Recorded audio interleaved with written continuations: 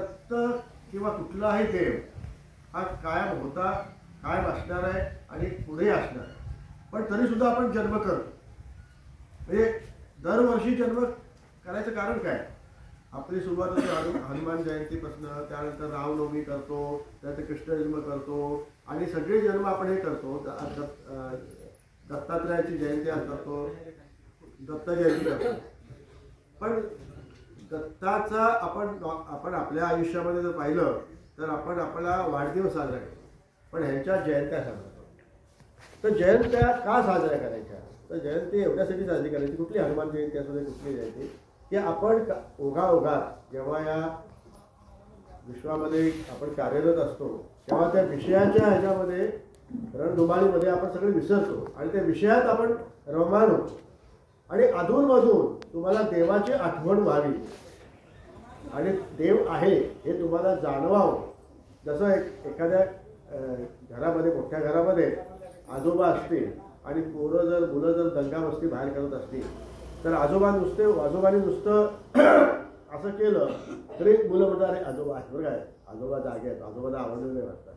तसं हे सगळे आपण जे धार्मिक कार्यक्रम असतो ते एवढ्यासाठी साजऱ्या करायचे असतात की त्यानिमित्तानं देव आहे ह्याची आठवण तुम्हाला कुठंतरी वाटते. होतं काय की आपण आपलं आयुष्य जगत असताना ही माया आहे, हे सगळे खूप आपण ऐकतो, प्रवचन ऐकतो, मोठमोठ्याच्या ऐकण्यात बरं वाटतं, आपण चार्ज होतो, पण थोड्याच वेळात डिस्चार्ज म्हणजे ते राहण करणे. आणि म्हणून याच्यासाठी परत परत चार्ज करण्याकरता परत आपल्या. पण ही जी कथा आहे दत्त जन्माची, ही एक विलक्षण कथा आहे आणि ही विलक्षण कथा आपण 30 दरवर्षी ऐकतो. पण 30 ऐकताना जे आपल्याला असं बरं वाटतं की बाबा खरंच आपण म्हणजे ही कथा ऐकल्यानंतर आपण पावन झालो, आपल्याला बरं वाटलं. दत्त जन्माची कथा अशी होती, दत्त असे जन्मले, ज्याचा आपण दिगंबरा घोष करतो, अवधूत चिंतन श्री गुरुदेव दत्त म्हणतो. त्या दत्ताची जन्मकथा काय आहे हे ऐकताना रोमांच उठतात आणि लोकांना बरं वाटतं की असं कथा ऐकायला. आणि त्या दृष्टिकोनातून आपण सगळेजण इथं आलात भक्त मंडळी, तुमच्या सगळ्यांचं आभार मानतो की तुम्ही इथं आलेला आहात. आज आपण दत्त जयंती साजरी करत असताना एक ठरवूया, निदान इथं जी बसली त्या म्हटलं की दरवर्षी यायची. आमची अलका म्हणाली, बऱ्याच वर्षानंतर त्यांनी यायला सुरू केलं, प्रकाशवाणी आली. पण आता ह्या केपेला अशी परिस्थिती झाली की आमचे बरेच मंडळी, नातेवाईक मंडळींचे काही ना काही अडचणी आल्या, त्यामुळे ते येऊ शकले नाही. तरी आपण एक मनापासून एक दत्ताला म्हणून आपण आपला एक शब्द देऊया की दत्तात्रया, बाकी कुठे जरी गेलो आणि कुठे जरी फिरलो तरी दत्त जयंतीला मी या स्थानात येईल, असं एक वचन तुम्ही तुमचं वचन म्हणून द्या. कारण तुमचं वचन तुम्हालाच पाळायचं आहे, बाकी कोणाला पाळायचं नसतं. ते आम्ही जर सांगितलं की तू या बरं का असं सांगून होत नाही. या केपेला आमचा सुनील पण आला, त्याची मिसेस पण आली. किती वर्षांना आली म्हणून 30 वर्षांना. आता 30 वर्षात तिने देवा धर्माचं केलं नाही असं नाही, केलं, सगळंच केलं.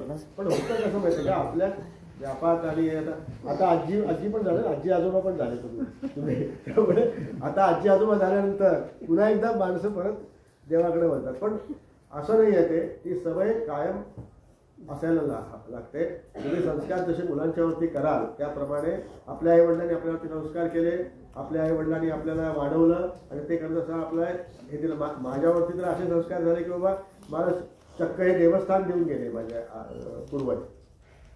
तर आज ही कथा आपण जी सांगणार आहोत त्याची सुरुवात जी होते ती सुरुवात नारद मुनींच्यापासून.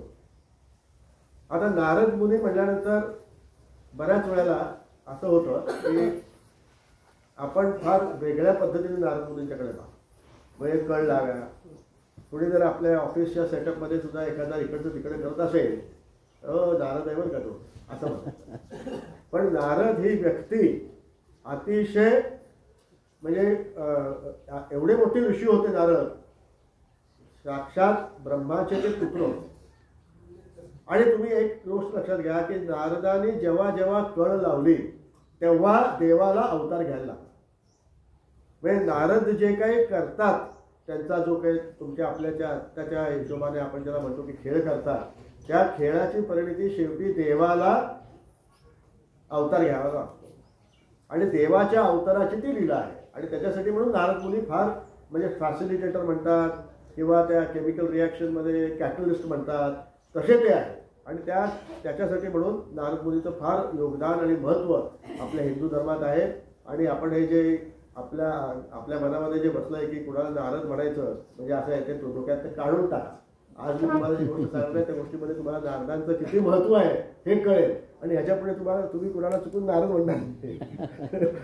नारद म्हणायचं मनात जरी आलं तरी तुम्हाला आठवेल अरे बाबा नारद फार मोठा माणूस. तर असा तुम्हाला लक्षात आलं पाहिजे. कारण आपल्याच हिंदू धर्मामध्ये असं करतो की आपण आपल्या ऋषीमुनींचं एवढं मान ठेवत नाही.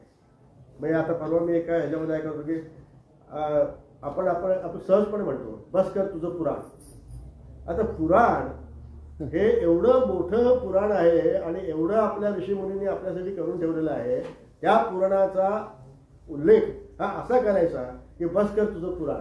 हे म्हणजे या फक्त आपल्या धर्मातच आपण आपल्याच गोष्टींचा थोडंसं त्यांना कमी हे करतो. तर असे हे नारद मुनींच्यापासून ही गोष्ट सुरू होते. तर नारद मुनी त्यांची नारायण नारायण करत सगळीकडे त्यांचा फेरा असायचा. भूलोक मृत्यूलोक पाताळलोक सगळीकडे ते फिरायचे. आणि ते फिरत असताना त्यांना काहीतरी त्यांनी छान पाहिलं आणि त्यांना काहीतरी छान अनुभूती आली. खूप आनंद झाला त्याला. आणि ते पाहिल्यानंतर त्यांना खूप आनंद झाला. आणि तो आनंद त्यांच्या चेहऱ्यावर दिसायला. ते म्हणजे असे सहज चालत माणूस जातो आणि कधी कधी चालता चालता असं जरा ह्याच्यात म्हणजे आनंदी झाला की जरा असं वेगळ्या पद्धतीने चालतो. त्याचप्रमाणे चेहऱ्यावरनं माणूस आनंदी आहे का नाही हे कळतं. माणसाच्या चेहऱ्यावरनं कळतं की आनंदी आहे की नाही. आपण बऱ्याच ऑफिसेसमध्ये जातो, इकडे तिकडे जातो. काही लोक अतिशय या सर बसा सर ते त्यांच्या त्या वागणुकीवरनं तुम्हाला समजतं की बा आनंदी मनुष्य आहे. नारद हे आनंदीच कायम होते पण तरी सुद्धा त्यांचा एक विलक्षण आनंद त्यांच्या चेहऱ्यावर दिसत होता. आणि तो विलक्षण आनंद का आहे हे कळण्याचं आपल्या सगळ्यांना आता त्या गोष्टीमध्ये येणार आहे की त्यांना आनंद कशाचा झाला होता. पण तो नुसता आनंद कशासाठी झाला होता हे आपल्याला कळून घ्यायचं नाही. त्या आनंदाचा उपयोग असा झाला की ते असं फिरत फिरत ब्रह्मलोकात गेले. आणि तिथं ब्रह्मदेव आणि सावित्री माता म्हणजे त्यांच्या बसल्या त्या. कारण ते ब्रह्मदेवानं आपले वडीलच म्हणल्यानं त्यांनी नमस्कार केला आणि हे केला. तर ब्रह्मदेव पिताच होते. त्यांनी आपल्या मुलाला ओळखतच होते. त्यांनी त्यांचा चेहरा पाहिल्यावरच ओळखलं की आज काहीतरी विलक्षण दिवस आहे. नारद मुनी जे आज आलेले आहेत त्या विलक्षण गोष्ट काहीतरी पाहिली आहे त्यांनी आणि त्यांना आपल्याशी काहीतरी शेअर पण करायचं आहे, आपल्याला काहीतरी सांगायचं पण आहे. म्हणून त्यांनी नारदांना विचारलं की काय आज अतिशय तुम्ही प्रसन्न दिसताय, खूप आनंदी दिसताय आणि असे प्रसन्न आणि आनंदाचं काय म्हणजे खास कारण काय आहे का. त्याचं नारद मुनी म्हणाले की तुम्ही माझे वडील आहात, तुम्ही ब्रह्मदेव आहात, अशी कुठलीही गोष्ट नाही की तुम्हाला माहीत नाही, कळत नाही, तरीसुद्धा तुम्ही मला काय विचारता. म्हणजे विचाराचं प्रयोजन निश्चितपणे काहीतरी माझ्याकडनं काहीतरी तुमची काहीतरी लीला असणार त्याच्याशिवाय तुम्ही विचारत नाही आहे. पण तरीसुद्धा तुम्ही म्हणताय आणि वडिलांनी विचारल्यानंतर माझं कर्तव्य आहे की मी सांगितलं पाहिजे. म्हणून मी तुम्हाला सांगतो की मी आज एक अलौकिक गोष्ट बघितली. अशी अलौकिक गोष्ट बघितली. इतक्या वर्षात मी फिरतो सगळीकडे नारायण नारायण म्हणत, पण तरीसुद्धा एवढी अलौकिक गोष्ट मी कधी पाहिली नाही. तर ते ब्रह्मदेव म्हणाले की सावित्री माता बसल्याच नव्हत्या शेजारी. ब्रह्मदेव म्हणाले की असं काय घडलं सांगा ना, काय जे असेल तुम्ही जे बघितलं असेल ते अलौकिकता जी आहे ती आम्हालाही कळून काय पाहिलं. ते म्हणाले की मी पर्वतावरती चित्रकूट पर्वतावरती गेलो होतो आणि तिथे अत्रींचा आश्रम होता आणि अत्री मुनींचं सगळं त्यांचं जे काही वातावरण त्या आश्रमातलं त्यांचं वागणं त्यांचं ते सगळं दिनचर्या आणि ते सगळं जे काही करत होते ते पाहिल्यानंतर मला खूप प्रसन्नता वाटली, मला खूप बरं वाटलं.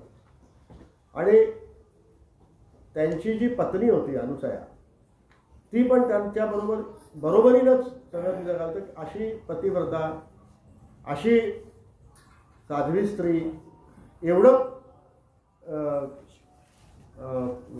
नवऱ्याचं म्हणजे ब्रह्मदेवाचं पूर्णपणे सेवा करत असताना मी अशी कुठलीही दुसरी स्त्री पाहिली. आणि ती इतकी तिचं अनुसयाचं तेज आहे की सूर्यसुद्धा जेव्हा उगवतो तेव्हा जर अनुसया माता बाहेर आली तर थोडासा आपली उष्णता कमी करतो किंवा अनुसया मातेला त्रास होतो. म्हणजे सूर्यदेव सुद्धा अंकित आहेत आणि हे सगळं तिच्या पातिव्रत्यामुळं आहे. आणि एवढी प्रतिव्रता स्त्री मी कुठंही पाहिली नाही. आणि एवढी प्रतिव्रता की मी एकदा बसलो तो असाच तर त्या तांदूळ सडत होत्या मुसळ घेऊन. आणि ते मुसळ घेता घेता ते चालू असतं काम असताना ब्रह्मदेवाने काहीतरी कामानिमित्त हात मारली. हात मारल्यानंतर ते तसंच मुसळ मध्ये राहिलं, म्हणजे अधांतरी राहिलं. आणि ते अधांतरी तसंच राहिलं आणि ते आले म्हणून जात. आता तुम्ही इथं लक्षात घ्या की आपण जेव्हा आपल्या घरी आपल्याला जे काही आपलं अनुभव असेल त्याप्रमाणे आपण जर हाक मारली तर काय रिस्पॉन्स नेमका येतो आपल्याला पत्नीकडनं ते जरा कम्पेअर करून बघा. आपण म्हणजे असं नाही म्हणत मी, पण एवढं की पातिव्रत्य एवढं की मुसळ अधांतरी राहिलं हे त्याचं महत्त्व सांगायचं नारदांना. आणि नारद म्हणाले की त्यांनी काम केलं, त्यांना काहीतरी पाहिजे होतं ते त्यांनी दिलं आणि परत आल्यानंतर परत ते त्यांनी सुरू केलं तांदूळ काढलं. तर म्हणाले अशा बऱ्याच गोष्टी त्या सगळ्या माझ्या तिथल्या वास्तव्यात मी पाहिलं. मला असं वाटलं की तिथनं बाहेरच जाऊ नये. ह्या प्रतिव्रता स्त्रीला आणि ह्या प्रतिव्रतेला आणि ब्रह्मदेवाला साष्टांग त्यांच्या ह्याच्यातच आपण राहावं आणि कायम तिथं राहावं. पण शेवटी तुम्ही मला ही जबाबदारी दिली आहे की सगळीकडे फिरायचं आहे, त्यामुळे वीणा घेऊन मी नारायण तिथून बाहेर पडलो. पण ती प्रसन्नता काहीतरी वेगळीच होती. आणि तर ते सावित्री माता ऐकत होती सगळं. सावित्री माता म्हणाली का ना की अरे एवढी तू छानपणे त्यांची हे करतोय, प्रशंसा करतोय अनुसया मातेची.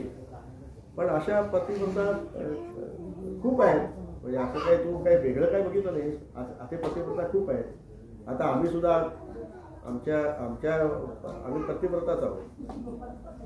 तर नारदाने नमस्कार केला आपल्या मातेला आणि सांगितलं माते तुमची पातिव्रत्य वेगळं त्यांचं वेगळं. तुम्ही ज्या पद्धतीनं कसं असतं म्हणाले की आकाश आहे, आकाशामध्ये चांदणे आहे, पण शुक्र तारा हा वेगळाच असतो ना, रोहिणी तारा हे वेगळाच असतो. ताऱ्या पतिव्रता सगळीकडेच आहेत, पण शुक्र ताऱ्यासारखा जो चमकणारा तारा आहे तो वेगळा आहे. अनुसया माता ही तशी आहे. आता इथून झाली सुरुवात. आता अनुसया मातेला थोडंसं सावित्री मातेला थोडंसं असं हे वाटलं की अरे मी एवढं सांगतोय तरी सुद्धा माझा मुलगा हा माझ्यापेक्षा पतिव्रता कोणतरी मोठी आहे असं सांगायचा काय प्रयत्न करतो का काय. म्हणून तिनं परत एकदा सांगितलं अरे नाही असेल पण काही एवढं तू काही करायचं नाही. आणि मगापासून मी ऐकतोय तू फारच जास्त त्या अंबाला खाली आलेला दिसतोय आणि तू फारच प्रशंसा करतोय. म्हणाले माते मी खरंच बघून आलेलो आहे, मी बराच काळ तिथं घालवला आहे आणि त्यांचं जे काही अलौकिक वागणं आहे ते बघितल्यानंतर मला असं वाटतं की तुम्ही ज्या ज्या सगळ्या प्रतिव्रता आहे म्हणतात अशा बऱ्याच प्रतिव्रता त्या त्यांच्या दासी शोभतील अशा अनुसया माता आहे. आता मात्र सावित्री मातेचा राग आणावा की देवांची मी पत्नी, ब्रह्मदेवाची मी पत्नी आणि ब्रह्मदेवाची पत्नीला हा माझाच मुलगा असा म्हणतो की तुमच्यासारख्या पतिव्रता ह्या दासी शोभतील अनुसयामध्ये. राग येणार नाही का? कुठल्याही आईला राग येईल. त्यांचा खूपच क्रोध झाला आणि त्या क्रोधानं छत्र कापायला लागल्या, दात आवळून धरायला लागल्या आणि म्हणल्या थांब नारदा तुला आता मी शापच देते. नारद मुनी लगेच हात नमस्कार केला. ते म्हणाले नारद मुनी असं म्हणाले की माते मला शाप देऊ नकोस. मी जर असत्य बोलत असेल तर तुझा शाप खरा होईल. उगाच तू शाप वाया घालू नकोस. मी सत्यच बोलतोय त्यामुळं तुझा शाप वृथा होईल. तू काही या भानगडीत पडू नकोस. असं म्हणल्यानंतर त्यांनी आता शाप द्यावा की ह्या विचारात त्या पडल्या, कारण साक्षात नारदासारखा नारद ऋषी म्हणतोय की शाप व्यर्थ जाईल, आणि शाप आपण दिला आणि व्यर्थ गेला तर मग आणखीन आपल्यालाच म्हणजे आपली काय म्हणजे जगामध्ये सगळ्या जगामध्ये असं होईल की यांनी शाप दिला आणि याचा काय उपयोग झाला नाही. असं बऱ्याच वेळेला घडतं की आपल्याला एखादी गोष्ट केल्यानंतर असं वाटतं की समोरचा मनुष्य घाबरेल आणि हे परत तो घाबरलाच नाही, की का उपयोग झाला तुमचा. म्हणून त्यांनी आपला हे केलं. पण नारद मुनीचं काम झालं होतं. ब्रह्मदेवाला नमस्कार केला नारद मुनींनी आपल्या वडिलांना. ते आपले बंद बंद हसत होते. आता नारद मुनी आपला ब्रह्मदेव तुम्हाला माहिती आहे, त्यांचा चारीकडे त्यांचे मुख आहेत. आता कुठल्या मुखाने नेमकं स्मित केलं मला माहीत नाही, पण चारी मुखानं केलं असं धरून चालू आपण. आणि चारी मुखानं स्मित केलं. त्यांना कदाचित माहीत असेल की याची काळा काय आहे, म्हणजे काय होणार आहे पुढे. मग तिथून नारद मुनी निघाले अशाच पद्धतीने आणि ते कैलास धामात गेले. कैलास धामात शंकर भगवान आणि पार्वती देवी या सारीपाट खेळत बसल्या होत्या. सारीपाट माहिती आहे का खेळ तुम्हाला कोणाला, का नुसता ऐकलाय? कारण काय सारीपाट हा खेळ होता आणि त्याच्याबद्दल सारीपाठाचा खेळ हा शंकर आणि पार्वती ह्यांच्या संदर्भातच जास्त घेतला जातो. सारीपाठ हा रेग्युलर खेळ आहे. पूर्वी खेळायचे लोक, आता तो हे गेला, आता बाकीच्या सगळ्या गोष्टी आल्या कारणाने. पण हे सारीपाठ खेळत ते बसले होते. नारायण नारायण करत आले नारद मुनी. परत तेच प्रसन्नता, त्या संदर्भातल्या त्याच तोच संवाद. शंकर भगवानाला त्यांनी नमस्कार केल्यानंतर, वंदन केल्यानंतर त्यांना विचारलं की मी काही सांगू का, मला माझी इच्छा आहे. कारण सारीपाठ खेळत असताना नारद मुनी आलेत एवढंच त्यांनी दखल घेतली, पण त्यांना ते बोलतील काही असं वाटलं नाही. त्यांना असं वाटलं की आपलं नमस्कार करतील आणि जातील निघून. पण नारद मुनी थोडेसे रेंगाळले आणि नारद मुनींना जे काय करायचं होते लीला, जे काय सांगायचं होतं ते सांगायचंच होतं. त्यामुळे तिथे रेंगाळल्यानंतर ते म्हणाले, काय आज काहीतरी विशेष दिसतंय, काही सांगायचं आहे का मला? असेल तर सांगा, बस मनात ठेवू नका काही. ते म्हणाले की नाही, मी असा गेलो होतो चित्रकूटावरती आणि असं झालं तसं झालं. आणि म्हणजे दररोज त्या अत्री मुनींच्या आश्रमामध्ये बऱ्याच नद्या त्यांचा आश्रम झाडायला येतात, बऱ्याच देवदेवता झाडायला येतात. आणि अनुसया मातेने जे काय पायात पुतळ्या घातल्या, पुतळ्या म्हणजे काय माहिती का? जोडवे घालतायत. त्याच्यामध्ये त्या मी सहज बघितल्या तर त्या जोडव्या चक्क सावित्री माता, पार्वती माता आणि लक्ष्मी माता यांच्या प्रतिमा आहेत त्याच्यावर. आता लक्ष्मी मातेने कांड म्हणजे पार्वती मातेने कांड अवकारले. आमच्या प्रतिमा अनुसया मातेच्या पायात, हे काय भानगड आहे? हे बरं अतिच झालं ना थोडंसं. ती कांड अवकार. आता तिला असं वाटलं की बाबा, पार्वती मातेला असं वाटलं की निदान शंकर भगवान काहीतरी आपली बाजू घेतील. पण प्रत्येक बायकोला वाटत असतं ना की नवरा माझी बाजू घेईल. पण प्रत्येक वेळा नवऱ्याला शक्य नसतं. का शक्य नसतं हे प्रत्येक नवऱ्यालाच माहीत असतं. होय की नाही? बघा सगळ्या हो म्हणतात. तर अशा पद्धतीने शंकर भगवान पण काही बोलले नाहीत. हा म्हणाले, हो का, असं का? पण मी विचारलं त्या झाडणाऱ्या देवींना सगळ्यांना की तुम्ही इथं काय येतात? तर म्हणे नद्याने सांगितलं की आमच्यामध्ये सगळे आंघोळ करतात, स्नान करतात आणि सगळी त्यांची पापं निघून जातात. आणि ती पापं आमची परत ती पापं आमच्याकडे येतात आणि ती पापं आमच्याकडनं जावेत म्हणून, आमच्याकडनं काही ते पुण्य व्हावं म्हणून आम्ही यात्री म्हणूनचा जाणून टाक दररोज आम्ही येतो. रात्र झाली की आम्ही येतो आणि जातो. असे यात्री म्हणून. मग यात्री मुनीवरनं परत अनुसया मातेचं जाणं सुरू झालं. आता ते ऐकता आता पार्वती माता हळूहळू असं काय एकदम शेवटी त्या माताच आहेत, त्या काय पार्वती माता अशा एकदम फटकन चिडणार नाही, जसे शिवशंकर भोले एकदम होतात तसे काय एकदम चिडणार नाही. पण तरीसुद्धा जे काय नारद मुनींच्याकडे जे काय स्किल होतं माणसाला हळूहळू हळूहळू चिडवायचं आणि ते हळूहळू त्याचा टेम्परेचर वर द्यायचं, त्याप्रमाणे त्याने सुरू केलं. आणि एक स्टेज अशी आली की त्याला सहन होणं थांबलं. त्याला म्हणजे सहन होऊ जाता त्या ते तीनदा ह्यांच्याकडे बघत होते शंकर भगवानांच्याकडे, आणि शंकर भगवानाच्याकडे बघून काहीतरी अपेक्षा करत होत्या शंकर भगवान काहीतरी बोलतील. पण शंकर भगवान एकदम रममाण झाले. शंकर भगवान नारदांचं सगळं कीर्तन ऐकताना रममाण झाले होते आणि ते ऐकत होते आणि त्यांच्या डोळ्यावरनं दिसत होतं की जे काही नारद मुनी सांगतायत ते त्यांना पटतंय. हे जेव्हा पार्वती मातेला समजलं तेव्हा पार्वती मातेला सुद्धा थोडासा विषाद झाला, थोडासा त्रास वाटला की काय चाललंय काय, एखाद्या दुसऱ्या स्त्रीची आमच्याच घरात येऊन एवढी मोठी प्रशंसा चालली आहे, तारीफ चालली आहे, कोणीच काय बोलत नाही आणि माझाच अपमान होतोय हे यांच्या लक्षात येत नाही आहे. तर त्या पण थोड्याशा चिडल्या आणि त्या नारदाला म्हणाल्या की नारद ऋषीने म्हणाल्या की बस झालं, जेवढी काय स्तुती केली ती खूप झालं, आम्हाला कळालं आता. आणि तू जे म्हणतोस नाही म्हणलं अजून एक मला म्हणायचं आहे, अजून एक म्हणायचं आहे. म्हणजे आता अजून काय राहिलं म्हणायचं, ते म्हणे इथल्या पतिव्रता म्हणजे इव्हन म्हणजे तुम्ही सुद्धा सगळ्या त्याच्या दासी शोभतील अशा. हा म्हणजे हा एक त्यांचा असा पॉईंट होता की तो पॉईंट टाकला की आग लागलीच पाहिजे, असं असतं ना बोलतो हट लागला, ती एक टाकलं की आग लागली. ते तेवढं एक त्यांनी ठरवलं की आज आग लावायचीच आपल्याला. लागली आग. ते परत त्या चिडल्या, ते म्हणजे तुला शापच देते. त्यामुळे नारद मुनी परत तेच म्हणाले की जे मी जर खोटं बोललो असेल तरच मला शाप लागेल, मी सत्यच बोललोय त्यामुळे तुमचा शाप लागणार नाही. आता परत बघासारखीच परिस्थिती झाली की आपण शाप दिला आणि जर लागला नाही तर पार्वती मातेने विचार केला की जाऊ दे आता कशाला शाप द्यायचा, म्हणून परत त्यांनी आपलं हे केलं. पण त्या आपण बऱ्याचच रागवल्या.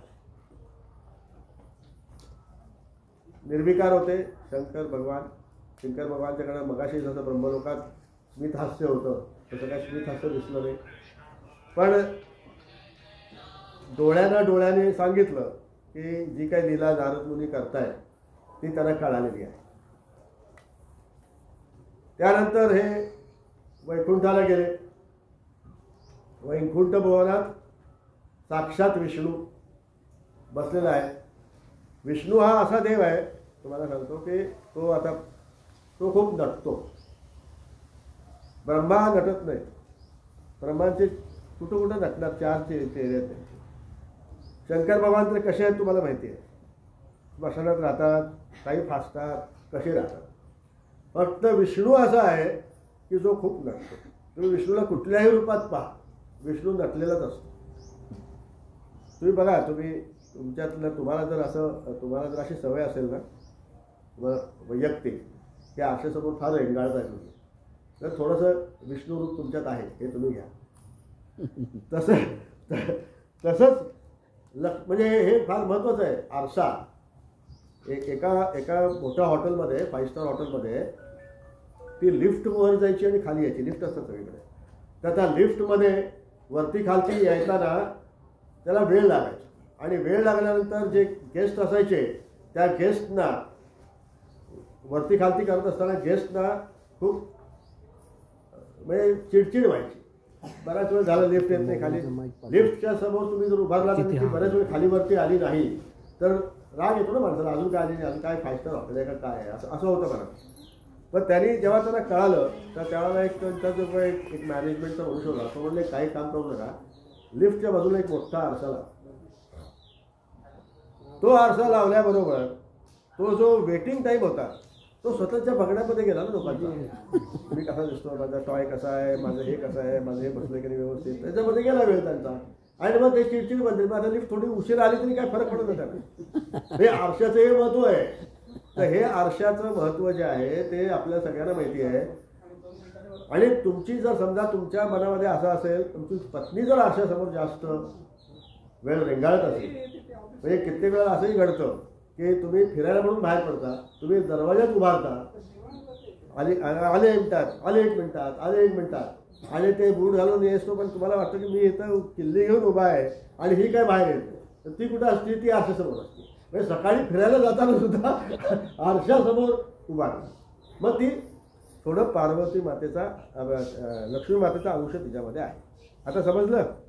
आता रागवायचं नाही उशीर केला म्हणजे आता जर बायकोनं हे झालं तर असं समजायचं की ह्याच्यामध्ये लक्ष्मी माता आहे. तुम्ही जरा कमी रेंगाळताय तर असा हा विष्णू, तर विष्णू बसले होते आणि विष्णूने नारदाला विचारलं आणि थोडीफार हे ज्या 2 झाल्या गोष्टी तसंच त्या तिथे पण झाल्या. आणि तिथं झाल्यानंतर परत तोच प्रकार झाला. ह्या खूप रागावल्या आणि शाप देते वगैरे सगळा तसाच ड्रामा झाला आणि त्या तिथून गेल्या. नारद मुनींना समजलं आता माझं काम झालेलं आहे. ह्या तिघी भेटल्या एकीमेकीला. आणि नॉर्मली कसं असतं की बायका जेव्हा भेटतात तेव्हा काय झालं ते एकामेकांशी शेअर करतात. त्याप्रमाणे त्यांनी एकामेकांना सांगितलं. या असा आला होता, लक्ष्मी मातेने यांनी सांगितलं की सावित्री मातेला की तुझा तो पुत्र आला होता, कसला काय काय काही सांगत बसतो, काही गोष्टी सांगतो, काही हे करतो, काही करतो आणि काही असं हे करत गेला आणि आम्ही दासी शोभू असं म्हणावं गेला. मग ती पार्वती माता म्हणली हो मला पण म्हणलं असंच म्हणाला. सावित्री माता म्हणली मला पण असंच म्हणाला. लक्ष्मी माता म्हणा मला म्हणाला. मग ह्या तिघींनी असं ठरवलं की असं आपलं जर कमी झालं महत्त्व आणि आपण त्याच्या दासी आहे, मृत्यू लोकांमध्ये कोणीतरी एक स्त्री आहे आणि तिच्या आपण दासी शोधतो असं जर म्हणायला लागले तर कसं होणार, आपली महत्त्व कमी होईल. म्हणून आपण काहीतरी केलं पाहिजे त्यावर. आता ह्याच्यासाठी म्हणून या तिघींनी ब्रह्मदेव, शंकर भगवान आणि विष्णू भगवान या तिघांनाही रुसून बसल्या घरी. आणि ह्याला काही कळत नाही का बा रुसल्यात काय ह्या तिघी. मग त्यांनी त्याला सांगितलं की तुम्ही काय आमचं ऐकत नाही, तो नारदून काही सांगतो त्याला तुम्ही काय बोलला नाहीत आणि त्याला बोललं नाही, पण हे काय आम्हाला काही पटलेलं नाही आणि आम्ही देवपत्नी आहोत आणि देवपत्नी म्हणून जो काय अहंकार त्यांना होता त्या अहंकाराच्या पोटी त्यांनी एक अशी मागणी केली या देवांच्याकडे की तुम्ही अनुसया मातेचं सत्वहरण करा. अनुसया मातेचं सत्वहरण केलं पाहिजे. अनुसया मातेचं सत्वहरण करून ती पतिव्रता नाही, ती दंभ आहे, तिचं सगळं खोटं आहे हे सगळं दिसलं पाहिजे जगाला. त्याशिवाय आम्हाला काही. आता हे तिन्ही देव मोठे चिंतेत पडले की असं एक ते त्यांच्यापर्यंत समजून सांगितलं की असं करू नये आपण, असं वागणं बरं नाही. तुम्ही इथे एक गोष्ट लक्षात घ्या की आपल्या मनात असं येतं की देव आणि देवी अशा वागतील का. तर ह्या गोष्टीकडे असंच पाहायचं की एक लीला आहे. हे असं नाही की असंच. हे कसं असतं की जेव्हा देवाला अवतार घ्यायचा असतो ना तेव्हा देव अवतार घेण्यासाठी म्हणून तशी पार्श्वभूमी तयार करतात. आता तुम्हाला माहिती आहे राम अवतार म्हणल्यानंतर तुम्हाला असं वाटतं की रामाला अवतार घ्यायचा होता तो रावणासाठी घ्यायचा होता, रावणाचा खात्मा करायसाठी, धर्माचं हे करण्यासाठी. पण परवा एक छान मला ऐकायला मिळालं की रामाने जो अवतार घेतला तो शबरीसाठी घेतला. ही शबरी 90 वर्षाच्या वरती त्याची वाट बघत होती.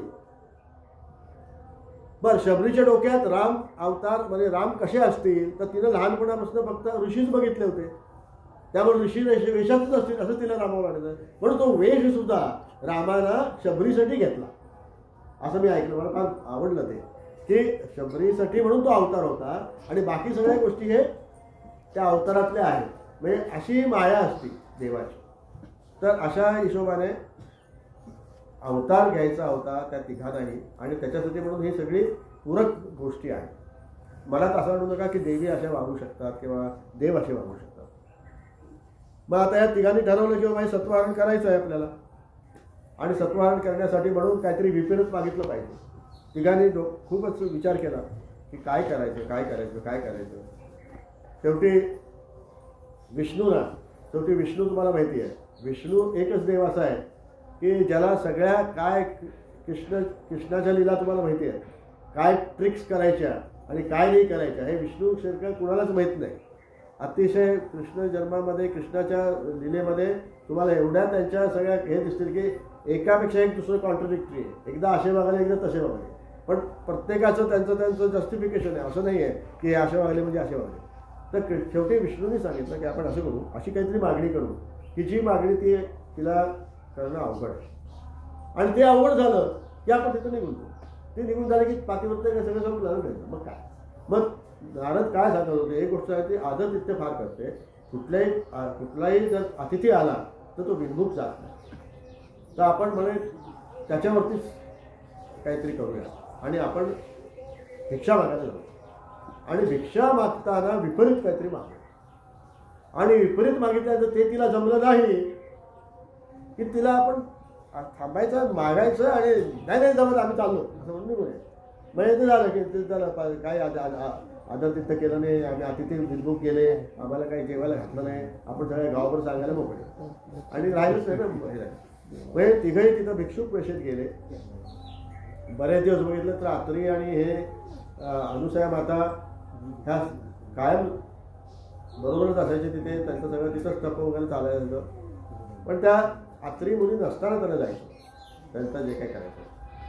एक दिवशी आत्री मुनी म्हणाले की मी तपाला जातो आणि आत्री मुनी बाहेर पडले आश्रमातलं आणि यांना ही संधी चालू. फक्त आत्री मुनी जेव्हा बाहेर पडले त्यावेळेला अनुसया मातेने विचारलं आत्री मुनीला की तुम्ही गेल्यानंतर अतिथी आले आणि काही ते तुम्हाला आलं तिथं तसंच चालू ठेवायचं, काही विषय नाही. पण म्हणाले काही संकट वगैरे आलं, जर संकट काही आलं तर जे हे तीर्थ आहे मंत्रून ठेवलेलं ते तीर्थ त्यांच्यावर शिंपड, म्हणजे तुझं सगळं संकट निघून जाईल. आत्री मुनी निघून गेले. हे तिघं आले आणि तिघांनी सांगितलं की भिक्षान दे, भिक्षा पाहिजे वाढ, आम्ही आलेलो आहे. ती म्हणाली आंघोळ करून या, तुम्ही स्नान करून या, नदीवरती जाऊन या. ते म्हणाले आमचं स्नान वगैरे सगळं झालेलं आहे, आम्हाला फार भूक लागलेली आहे, आम्हाला ताबडतोब, म्हणजे हे गडबडीतच होतं ना सगळे, ताबडतोब आम्हाला भिक्षा. अनुसया माते म्हणली बसा. पाठ घातले आणि म्हणे थांबा अजून एक आहे. काय म्हणे की आम्हाला नग्न भिक्षा पाहिजे, तुम्ही नग्न होऊन भिक्षा घातली पाहिजे. आता अनुसया मातेनं ही विपरीत गोष्ट ऐकल्यानंतर अनुसया मातेच्या लक्षात आलं की हे तिघ जण कोणीतरी वेगळे आहे, हे नेहमी येणारे अतिथीपैकी नाही आहे आणि विपरीत मागतायत, त्याच्यामागे काहीतरी यांचा काहीतरी लीला आहे, त्याशिवाय हे मागणार नाही. एवढंच तिच्या मनात आलं आणि ह्यांना वाटलं होतं की हे म्हणेल आता नाही म्हणेल आणि आपल्याला लगेच जाता येईल. पण त्याच्या उलटच झालं. त्या म्हणाले की हो का, तुम्हाला नग्न भिक्षा पाहिजे का, ठीक आहे म्हणाले, नग्न भिक्षा देते तुम्हाला. आता हे तिघही काय वेगवेगळे बघायला, अरे बाबा हे काय भांडण झाली, आता आपण करायला गेलो एक आणि नग्न भिक्षा देते म्हणते. आता उठणं पण येत नाही, पाटावर बसायलाच पाहिजे. पाटावर बसले. ती आत गेली, तिने विचार केला की हे संकट आहे आणि हे संकट माझ्या परीक्षेसाठी आहे, हे माझी पतिव्रता कशी आहे, मी पतिव्रता आहे की नाही ह्याचं हे संकट आहे आणि ह्याच्यामागे निश्चितपणे काहीतरी लीला आहे. हे तिच्या लक्षात आल्यानंतर तिने आत्री मुनींचं स्मरण केलं आणि असा विचार केला की मला या संकटातून मुक्त करा, अतिथी धर्मही बुडायला नको आणि अतिथी आपल्या धर्मामध्ये अशा खूप पळवाटा आहेत आणि त्या पळवाटापैकी एक आत पळवाटा आहे. त्याप्रमाणे तिने असा विचार केला की काहीतरी मला ह्यातनं दे की बाबा धर्म पण बुडू नये आणि अतिथी धर्म पण साधावा. अशा पद्धतीने तिने विनंती केली आणि ते तीर्थ हे बाहेर बसलेले असताना त्यांच्यावरती पहिल्यांदा तीर्थ प्रोक्षण केलं. तीर्थ प्रोक्षण केल्यावर बघता बघता बघता काय काळाच्या आधी हे तीन जे बसले होते भिक्षा मागायला त्यांची बाळं झाली, चक्क बाळं झाली. म्हणजे 3 बाळं झाली तिथे. आता 3 बाळं झाल्यानंतर ती जी वेळ आहे ते बाळांची, ती बाळांचा जो वेळ आहे तो जो वेळ आहे ती जन्मकथा म्हणून आपण इथे इथे साजरी करतो. तर आता हे 3 बाळं जी झाली, गुलाल तिथे ठेवला म्हणा, तिला टोपली ती तो जो जन्म जो आहे तो आपण इथे साजरा करतो आणि तो आता आपण जन्म साजरा करू. मग अतिथी होते, अतिथीला काहीतरी द्यायचं होतं, मग तिला पाना फुटला अनुसूया मातेला आणि त्यांना प्रत्येकाला घेऊन तिने एक एकदा पाजलं, म्हणजे अतिथीला भोजन दिलं, म्हणजे अतिथी धर्म पण राहिला. आईच्याकडे बघताना मुलाला आणि मुलाचं हे असा विषय असतो की आई आणि मुलं ह्याचा जन्म ह्याचा रिलेशन असं आहे की तिथं काय आडपडदाच नसतो. आणि इथे दोन्ही झालं, अतिथी धर्म पण झाला आणि धर्म पण पाळण झालं. ती संकटातून मुक्त झाली अनुसूया माता आणि ही 3 बाळं तिथे पाळण्यामध्ये तिला पाळण्या केले, 3 पाळणे केल्या, त्या पाळण्यामध्ये त्यांना ठेवलं. आता हा जो जन्म आहे तो जन्म तो 12चा पाळणा म्हणून जन्म करू आपण.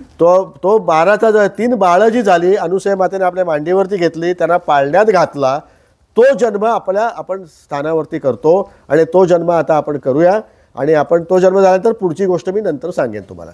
घ्या पाळणा घ्या आणि मग गुलाल नंतर टाकूया तिथे सगळ्यांना. गुलाल या उठा, पाळण्या घ्या सगळ्यांनी.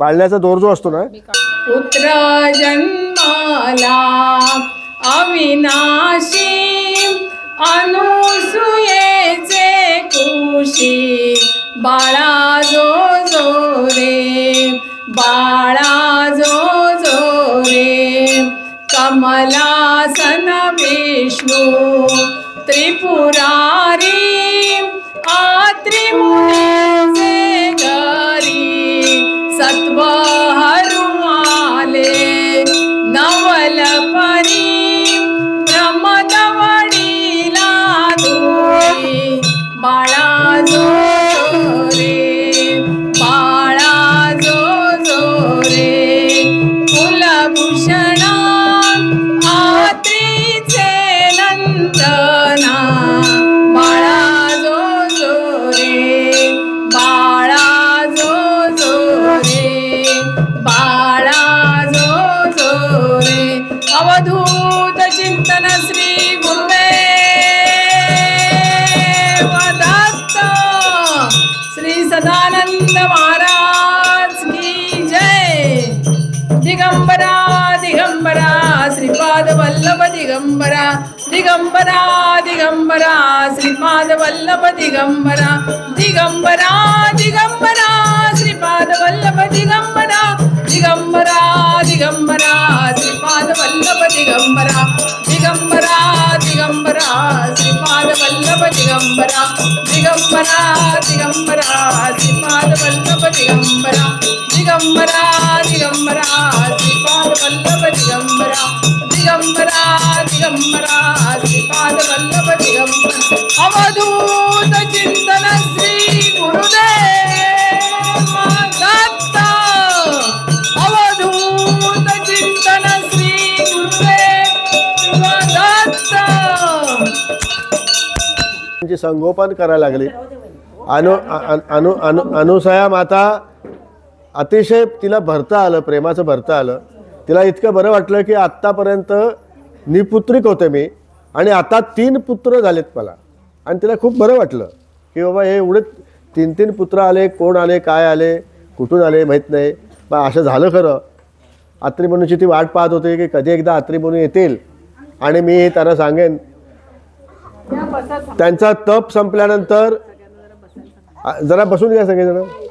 तर अत्रिमुनी त्यांचं तप संपल्यानंतर परत आले आणि जेव्हा ते आश्रमाकडे येत होते तेव्हा ह्या मुलांचा आवाज त्यांना यायला लागला की आपल्या आश्रमात मुलांचा असे कोण आलेले बाबा, मुलांना घेऊन आलेले कोणी अतिथी आहेत का काय. पण त्याला 3 पाळणे दिसले, लांबून 3 पाळणे दिसले आणि स्वतः अनुसूया माता त्यांना पाळणा देत आहेत, पाळणा म्हणतायत.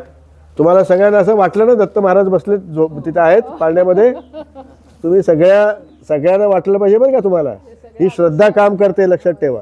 श्रद्धा फार महत्त्वाची आहे. त्या पाळण्यामध्ये दत्त महाराज म्हणजे तिन्ही बाळं आहेत, ब्रह्मा विष्णू महेश, असं तुम्हाला वाटलं पाहिजे. आणि त्यानंतर ते म्हणाले काय झालं, काय कोण आहे, काय आहे, कथा काय आहे. मग अनुसूया मातेने सांगितलं असं असं झालं म्हणून. आणि जेव्हा ते जवळ गेले पाळण्यामध्ये तेव्हा अत्री मुनींना त्याच्या लक्षात आलं की साक्षात देव आहे ते, हे ब्रह्मा विष्णू महेश आहेत, हे त्याच्या लक्षात आलं.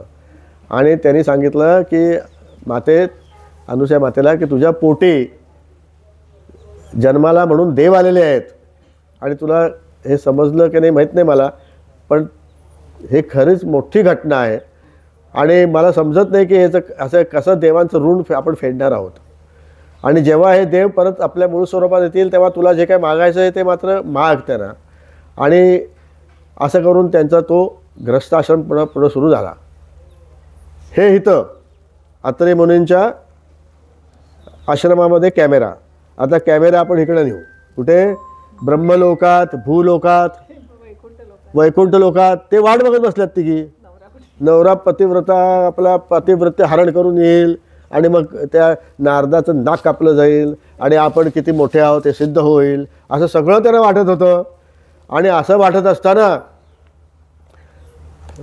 1 महिना झाला, 2 महिने झाले, असे 6 महिने गेलो. 6 महिन्यानंतर आता ते त्याला हे व्हायला लागलं. तेवढ्यात परत नारद मुनींचा फेरा झाला तिथे. नारद मुनी म्हणले आता ह्यानंच सगळं केलं होतं, ह्यानं सगळं गोंधळ घातला आहे, पण याला विचारलं तर पाहिजे. म्हणून त्याने विचारलं, एकेकीने विचारलं. नारद मुनी सांगितलं मला काही माहीत नाही काय झालं पुढे वगैरे वगैरे. मग त्यांनी सांगितलं अरे काय सांगायचं नारदा, आमच्याकडनं अशा चूक झाली, असं आम्ही करायला नको होतं, पण आमच्याकडनं झालं बुवा. आता काय, आता तू काय तरी सांग आम्हाला, काय कुठं गेलेत कुठे. हे भक्ताच्या कामासाठी नेहमी जातात आमचे देव सगळे, पण इतके दिवस रेंगाळत नाहीत. कधी गेले तर तिकडेच गेले, फार दिवस झाले. आता हे एवढे रेंगाळे कसे काय आम्हाला कळत नाही. येतात अधनमधून तरी येतात घरी, सारख्या भक्ताच्या कामावरच असतात, ड्युटी तीच असते त्यांची, पण आलेच नाहीत परत. मग ते म्हणाले मला काय माहीत नाही, फक्त मला एक मात्र दिसलं. म्हणजे या खेपेला मी अत्री मुनीच्या आश्रमात गेलो तेव्हा जरा वेगळं दिसलं मला काहीतरी, ते तुम्हाला सांगतो म्हणा. पण गेल्या खेपेला सर काय तुम्ही शाप देतो वगैरे असं काय रागवायचं नाही माझ्यावरती. कारण मला शेवटी दुःख होतंच की मी एवढं माझ्यामुळं तुम्ही रागावला की तुमचं BP एवढं वर जातं की तुमचं BP एवढं वर जातं की तुम्ही मला शाप द्यायला निघतात. आणि एक वेळेला वाचलो मी, आता प्रत्येक वेळेला कसं वाचेन, मला ती भीती आहे. तर सांगू का नको तुम्ही सांगा. ते म्हणले बरं सांग, तुला काही शाप बीप देत नाही, तुला काय असेल ते सांगा मला. मग त्यांनी सांगितलं की अत्री मुनींच्या आश्रमात मी गेलो होतो, बाकी काय नाही, फरक एवढा दिसला की तिथं 3 बाळं दिसली मला. आणि त्या 3 बाळांना बाळा जो रे म्हणून अनुसूया माता. मग ह्या तिघींनी जरासं चमकूनच एकामेकीकडे पाहिलं. ते म्हणे अरे हे आता म्हणत होता मोठी पतिव्रता आहे, तिनं काय चेटूक केलं का काय, आपल्या भगवान आपल्या पतिदेवानं सगळ्यांना बाळ केलं का काय, काय काय कळतच नाही आपल्याला. मग ते म्हणाले आपण जाऊन येऊ. मग या तिघी तिथे गेल्या, तिथे आल्या तिथे आणि अत्री मुनींच्या आश्रमामध्ये. आणि अत्री मुनींना बाहेरून त्यांनी पाहिलं खरंच दिसतंय अनुसूया माता पाळणा जो करते आहे. त्या तिघी गेल्या. त्या तिघी गेल्या बघितल्यानंतर अनुसूया मातेला खूप आनंद झाला. अनुसूया मातेने नमस्कार केला. कारण त्या एका संबंधामध्ये त्या तिघी हिच्या सासवास होत्या, म्हणजे तिघी हे सासवास होत्या.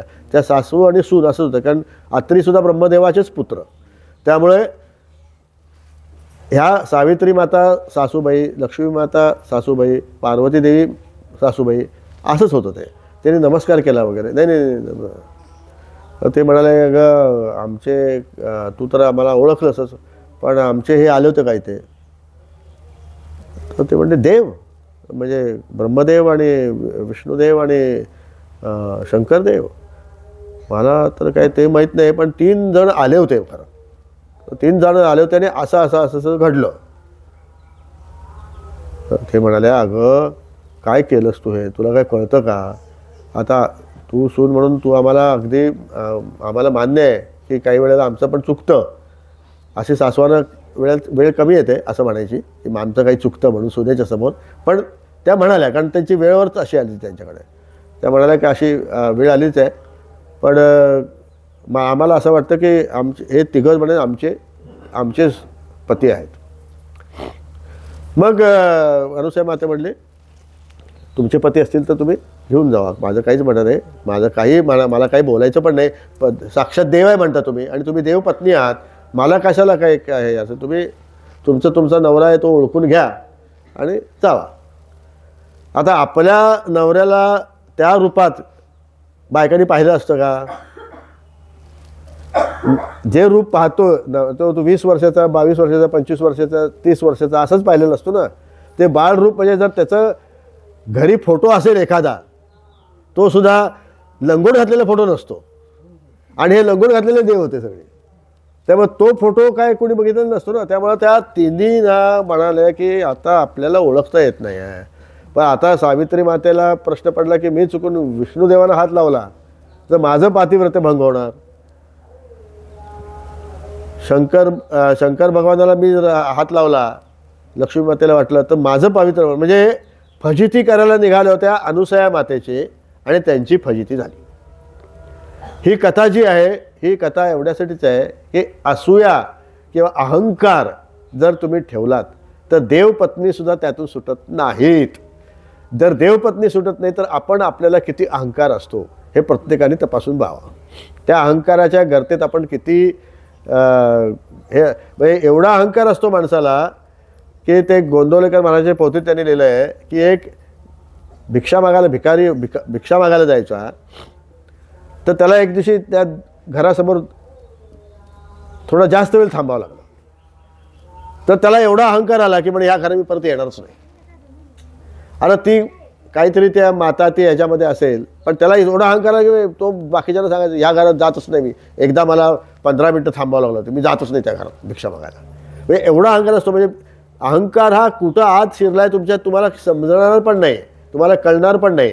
आणि अहंकाराला बाहेर काढायचं असेल म्हणजे सापाला जसं बिळाच्या बाहेर काढण्यासाठी धूर सोडावं लागतो तसं अहंकाराला जर बाहेर काढायचं असेल तर त्याचा एक रामबाण उपाय म्हणजे जो गोंदवलेकर महाराजांनी सांगितलेला आहे तो म्हणजे नामजप. जर तुम्ही नामजप करत राहिलात तर तो अहंकार तुमचा हळूहळू कमी होईल. हे सगळ्या संतांनी सांगितलेलं आहे. सदानंद महाराजांनी सांगितलं. सदानंद महाराजांची माहिती आम्ही इथे दिली होती, ती आता त्या पडद्याच्या मागे गेली आहे. पण सदानंद महाराजांनी हेच सांगितलं की तुम्ही जप करा. ते इथं त्यांनी जे काही बांधलं हे स्थान, तेव्हा हे जे स्थान केलं ते आता 96 वर्ष झाली पूर्ण. म्हणजे पुढच्या 4 वर्षात 100 वर्ष आपल्याला ह्या स्थानाला पूर्ण होतील. आणि 100 वर्षाच्या एक संत मनुष्य ह्या तीरावर आल्यानंतर काय काय घडतं ते ह्या सगळ्या शेगाव तुम्हाला पूर्ण क्षेत्रामध्ये सगळ्यांना माहिती आहे की हे क्षेत्र कसं डेव्हलप होत गेलं. आणि एक क्षेत्रामध्ये किती 96 वर्षापूर्वी जेव्हा देऊळ स्थापन केलं हे बऱ्याच वेळेला मी सांगतो, त्यावेळेला पंढरपूरच्या लोकांनी सांगितलं त्यांना की अहो तुम्ही देऊळ तिथं का बांधत नाही, तिथं कुणीतरी दर्शनाला येईल. तर सदानंद महाराज म्हणाले की दर्शनाला येऊन त्यांनी माझ्यासमोर काही द्रव्य ठेवावं, तांदूळ ठेवावे ही माझी अपेक्षाच नाही आहे. हे माझं योग साधना करायची जागा आहे. आणि त्यामुळे आम्ही दरखेपेला सगळ्यांना सांगतो की सदानंद महाराजांचं वास्तव्य इथं कायम आहे. म्हणजे आमच्या मातोश्रीने तर आम्हाला अगदी कळवळून सांगितलं की बाबा रे तू काही जे करशील ना ते असं विचार करून कर की सदानंद महाराज तिथं आहेत. आणि सदानंद महाराजांना शांतता प्रिय होती. सदानंद महाराजांना अतिशय शांतपणे आपलं करायचं. त्यांच्याकडे जे लोक येतील, फक्त दत्त जयंतीचा मोठा उत्सव असायचा, इथं मठ बांधलेला होता, तो 56च्या पुरात वाहून गेला. त्याच्यावर बऱ्याच गोष्टी गेल्या. त्यांचे जे सगळे कागदपत्र होती ती पण गेली. आमची आई आम्हाला सांगायची की कुठली कुठली कागदपत्र होती. लोक मला विचारतात की खालचं जी गुंफा आहे ती गुंफा कशासाठी आहे आणि ती जागा जे केलं आहे ते कशासाठी आहे. तर त्या गुंफेमध्ये सदानंद महाराजांना समाधी घ्यायची होती, जिवंत समाधी ते घेणार होते. त्यावेळेलासुद्धा ब्रिटिश काळामध्ये समाधीची परमिशन घ्यायला लागायची. कारण का की तो योग्य माणूस आहे की नाही समाधी घ्यायला हे गव्हर्नमेंट ठरवायची नाही, ब्रिटिश गव्हर्नमेंट ठरवायची. पण ते एक कमिटी नेमायची की हा योग्य माणूस आहे की नाही समाधी घेण्याच्या ह्याचा, आणि तो योग्यतेचाच आहे का त्या, का उगाच आपलं कोणीतरी दंभ मनुष्य आहे आणि तो उगाच आपलं काहीतरी करायचं, आपलं नाव करायचं म्हणून करतोय. तर इथले 2 डॉक्टर्स, त्यांची नावं पण मातोश्री आमच्या सांगायच्या, ते 2 डॉक्टर्स, 2 सरकारी अधिकारी अशी त्यांनी काही कमिटी नेमली. आणि ते कमिटी नेमून आपली नाडी, सदानंद महाराजांनी नाडी 24 तास बंद ठेवली होती. म्हणजे नाडी जर बघितली तर 24 तास नाडी नव्हती. फक्त इथं टाळूला हात लावला तर इथं फक्त जाणवायचं की जिवंत आहेत. हे मातोश्री. ह्या संदर्भातली ती परमिशन ते ब्रिटिशांनी दिलेलं हे ते त्या वेळेला जे छापून आलं होतं ती सगळी कागदपत्र वाहून गेली. आता त्यात काही हे नाही. आमच्याकडं मौखिक रूपानं मातोश्रीने जे सांगितलं, नंतर मातोश्रीने एक पुस्तक पण लिहिलं त्या नारायण महाराजांच्यावरती. ते पुस्तक पण आम्ही पब्लिश केलं आणि आमच्या जवळच्या लोकांना सगळ्यांना दिलं.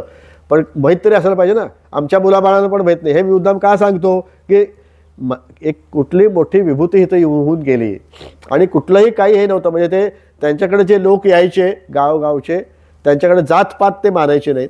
कोण कुठल्या जातीचा हा विषय त्यांच्याकडे नव्हता. त्यांच्याकडे अगदी कुठल्याही जातीचा मनुष्य येऊन काहीही मागून, काही सांगून, काही सल्ला देऊन जायचा.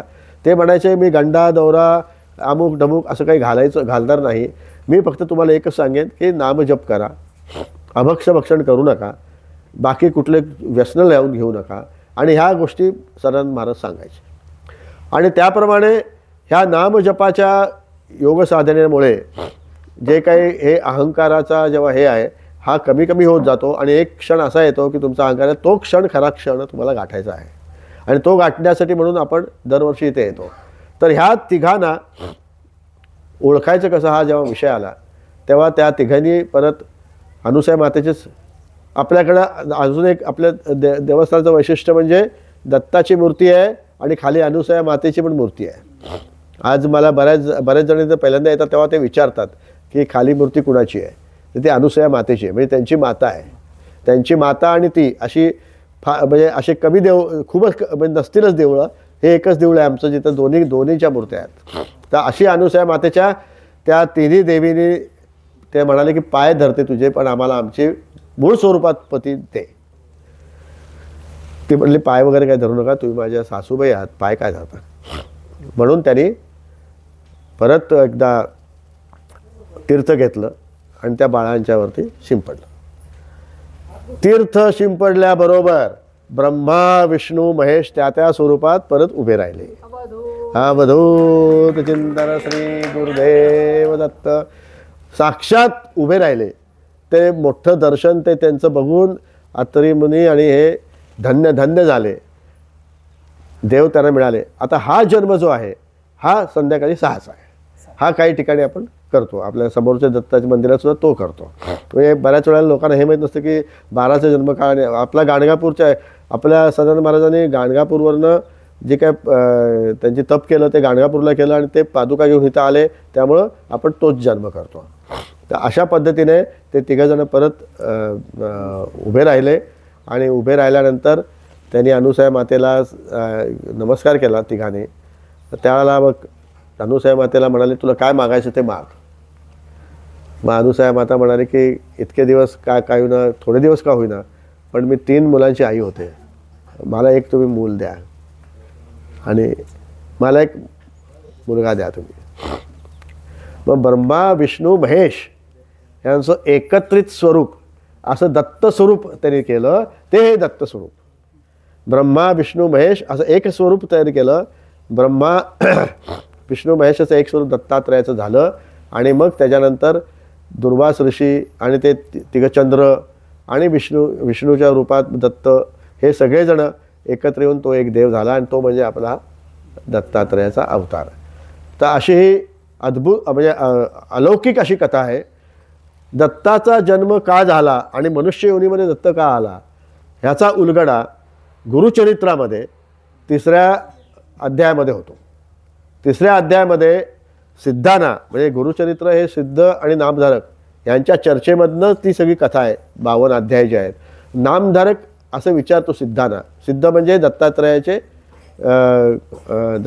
भक्त, परमभक्त. सिद्धाना विचारतो की दत्तात्रयांना मनुष्य योनीत का आले, असं त्यांनी 3ऱ्या अध्यायात त्यांनी गोष्ट सांगितली आहे. तर त्यांनी ती त्यावेळेला गोष्ट सांगितली की दत्तात्रय येण्याचं कारण असं होतं की अंबरीश नावाचा जो राजा होता तो एकादशी करायचा आणि साधन द्वादशी म्हणायचे त्याला. साधन द्वादशी म्हणजे काय तर दुसऱ्या दिवशी द्वादशीच्या दुसरी दिवशी सूर्योदयापासून 1 घटिकेत तुमचं पारणं झालं पाहिजे, म्हणजे उपास सोडला पाहिजे तुम्ही. सूर्योदयापासून 1 घटिका. आता 1 घटिका म्हणजे 24 मिनिट, म्हणजे सूर्योदयापासून 24 मिनिटाच्या आतमध्ये तुमचं हे तुम्ही सोडलं पाहिजे. हे अंबरीश राजाचं हे व्रत होतं. आणि दुर्वास ऋषी तिथं आले आणि दुर्वास ऋषीने सांगितलं की मी येतो आणि नंतर आपण तुझं पारणं सोड. आणि दुर्वास ऋषी स्नानाला गेले आणि उशीर व्हायला लागला. उशीर व्हायला लागल्याला म्हणल्यानंतर त्यांनी बाकीच्या ब्रह्मवृंदाला विचारलं की माझा तर उशीर होता, साधन द्वादशीचं माझं व्रत आहे, आता मी काय करू. मग ते म्हणले काही नाही, तुम्ही तीर्थ घ्या आणि तुमची उपासाचं पारणं झालं असं सांगा.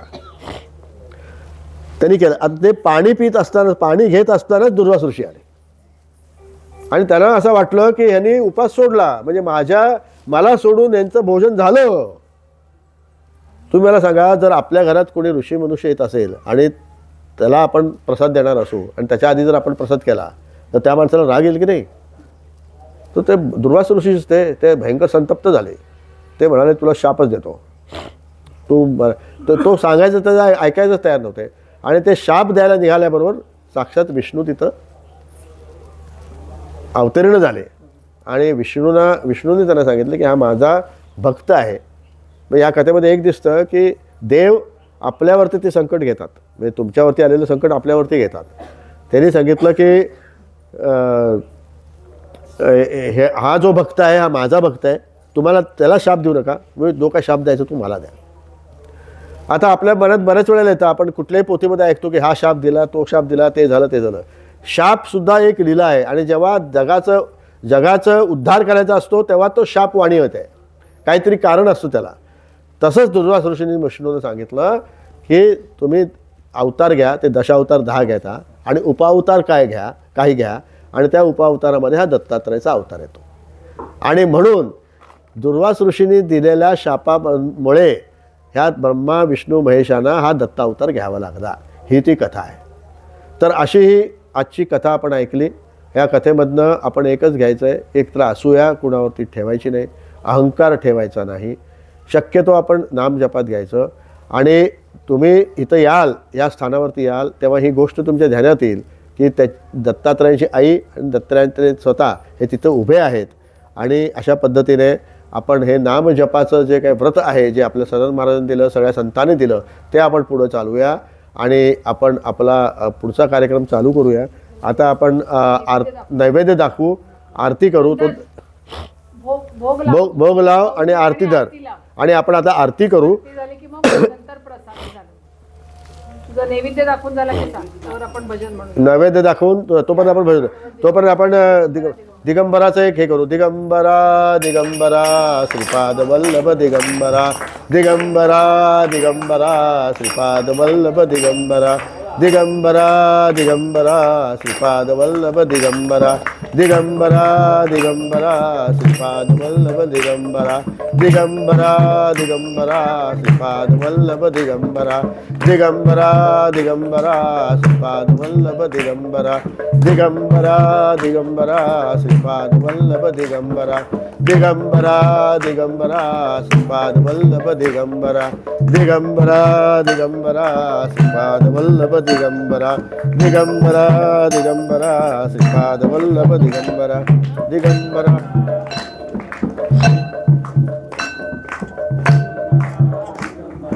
श्रीपाद वल्लभ दिगंबरा.